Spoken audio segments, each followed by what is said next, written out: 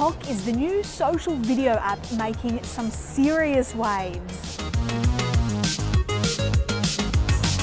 Hey, I'm Amanda. Thanks for watching. Please like, share, subscribe and leave a comment. So remember Vine?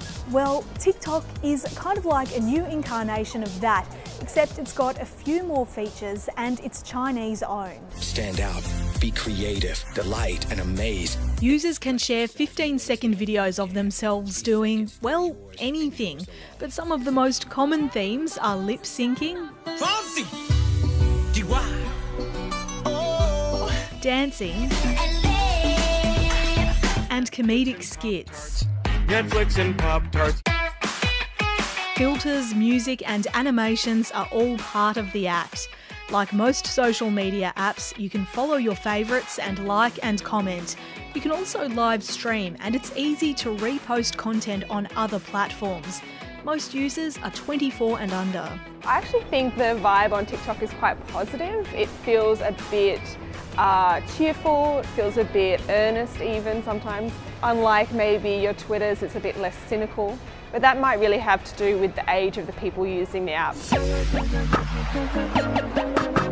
Last year, Chinese technology company ByteDance bought the app Musical.ly, and in August it was rebranded as TikTok. That saw downloads double worldwide. In China, it's known as Douyin, where there's around 400 million monthly active users.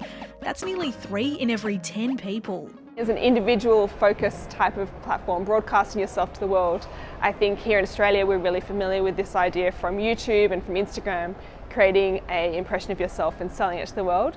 Well, TikTok lets you do that in a really professional way because it comes with all these animation tools and ways to sync yourself to the music. It can make anybody, even if you've got no video skills, look halfway decent.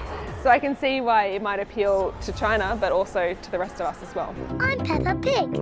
Douyin had already received plenty of attention in the West earlier this year when it blocked content related to Peppa Pig, with claims the children's character had become a subculture icon.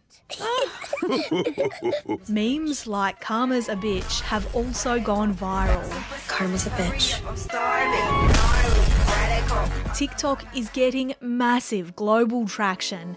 In the first half of this year, it was the #1 download in the App Store worldwide, beating out other behemoths like YouTube, WhatsApp, Instagram and Facebook. And that trend has continued in the second half of 2018. There are nearly 1 billion global active monthly users from around 150 countries. Outside of China, most of them come from the US, around 2% are from Australia. I think we've heard a lot in recent years about that narrative of Chinese tech developers going to America, wherever else, and copying and taking back those products back to China and creating a new version of it. This is an interesting reversal of that because it's kind of like China is starting to export these technologies. Of course, we buy a lot of Chinese manufacturing goods in the technology space, but this is interesting because it's an exporting of Chinese culture. Major celebrities like American talk show host Jimmy Fallon have jumped on the bandwagon to further fuel its popularity, encouraging fans to participate in the app's challenges feature. So I came up with one of my own called the Tumbleweed Challenge. And I asked you guys to make videos of yourselves dropping to the ground and rolling around like a tumbleweed every time you hear this. Yeah, so anyways, to get things started, Tariq and I made one. Take a look at the video we made.